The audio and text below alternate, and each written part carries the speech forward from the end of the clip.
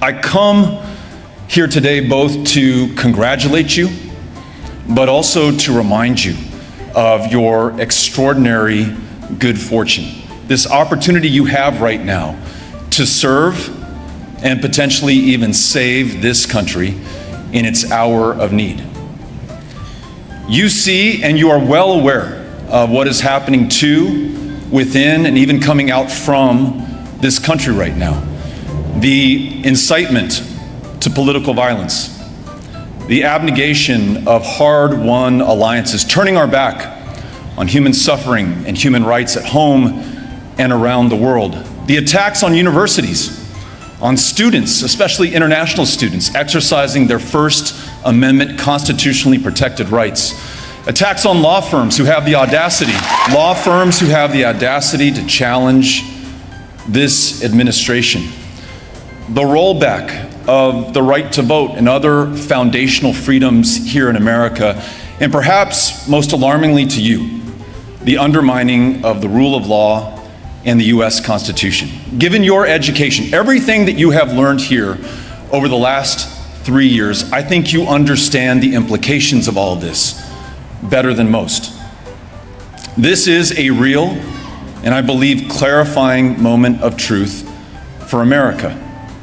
And within this moment, we're going to be asking ourselves as Americans some very important basic questions like, will we submit to the powerful and the strong, or will we continue to be ruled by the law?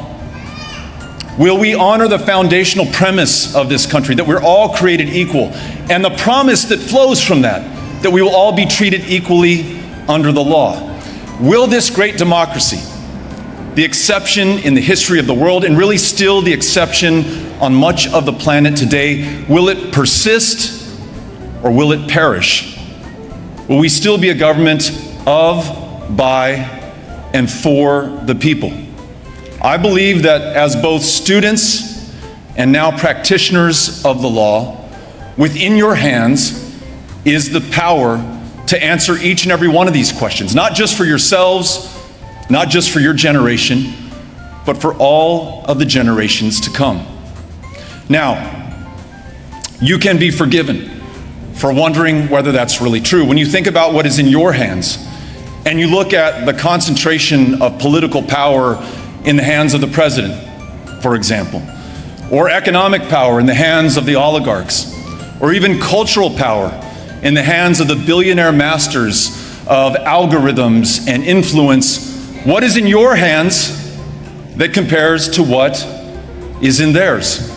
Or maybe put another way, is there any hope that people such as you, such as all of us, outside of the traditional? And so the question you might ask yourself is, what can I do about this?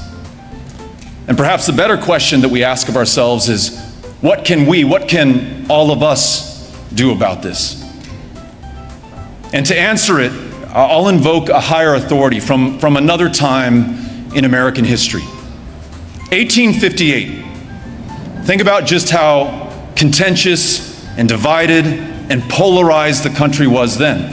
Think about the questions that America was about to ask itself and the answers that would be delivered over the coming Civil War and Reconstruction and its aftermath.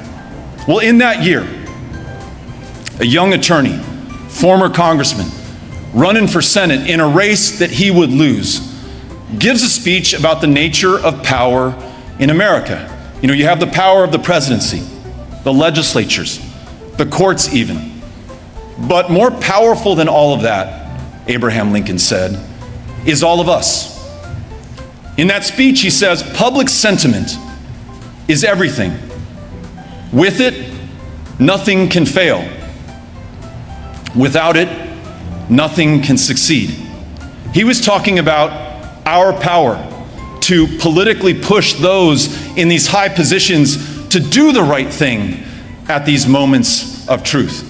He anticipated what would be needed for the abolition of slavery, for the civil rights and voting rights leaders that we just talked about.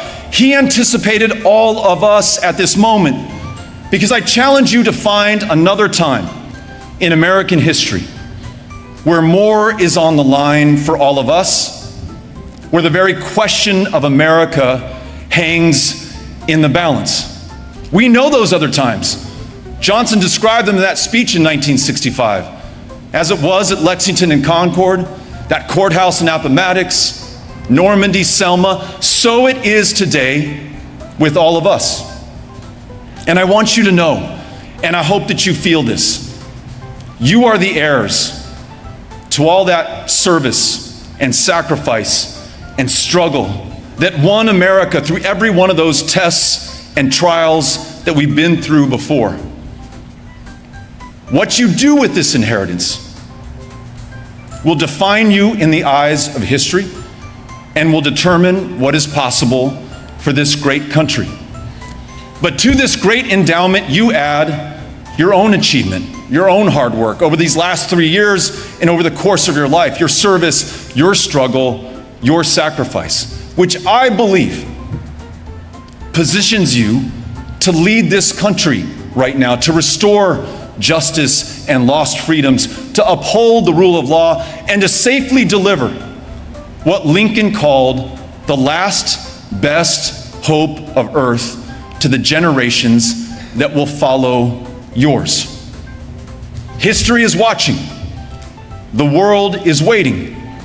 So, no pressure, class of 2025, but you cannot be found wanting at this moment of truth. All of us are counting on all of you.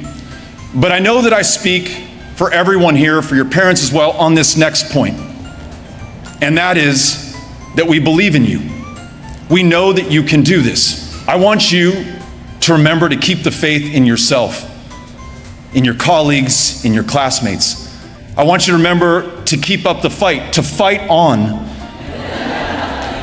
no matter how hard or how long that fight is going to be. Congratulations to you, class of 2025. Good luck to you and good luck to this country. We cannot wait to see what you do with it. Thank you. Gracias. Thank you very much.